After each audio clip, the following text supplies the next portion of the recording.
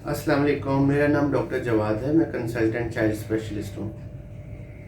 आज हम स्केबीज़ के टॉपिक पर बात करेंगे।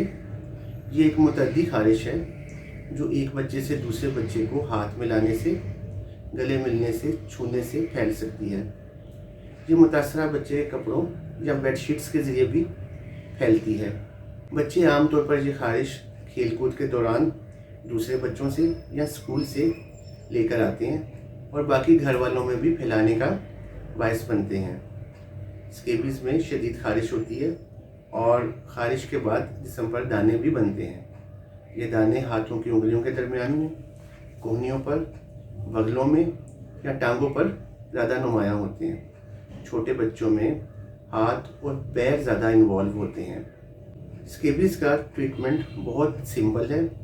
डॉक्टर्स आमतौर पर बच्चों के लिए परमेथ्रिन क्रीम्स एडवाइस करते हैं और साथ हदायत करते हैं कि ये क्रीम पूरे जिस्म पर लगानी है सिवाय चेहरे के और सर के, और 12 से 18 घंटे के बाद नहा लेना है।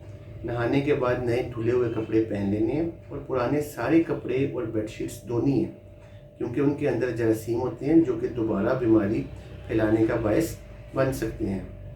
ज़्यादातर बच्चों में सिर्फ एक मरतबा क्रीम अप्लाई करने से ये मर्ज़ ख़त्म हो जाता है, लेकिन कुछ बच्चों में एक हफ्ते के वक्फे से 2 या 3 मरतबा क्रीम भी लगानी पड़ सकती है।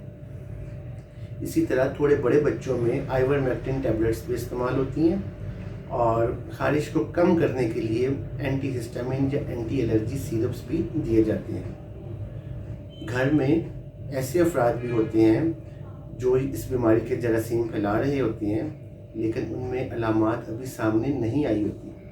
इसलिए अगर एक घर में एक से ज़्यादा अफराद इसमें मुब्तला हैं तो सारे घर वालों को इसका इलाज करवाना चाहिए। एक बात याद रखिएगा, किसी भी किस्म की दवाई के इस्तेमाल से पहले अपने करीबी डॉक्टर से ज़रूर मशवरा करें। शुक्रिया।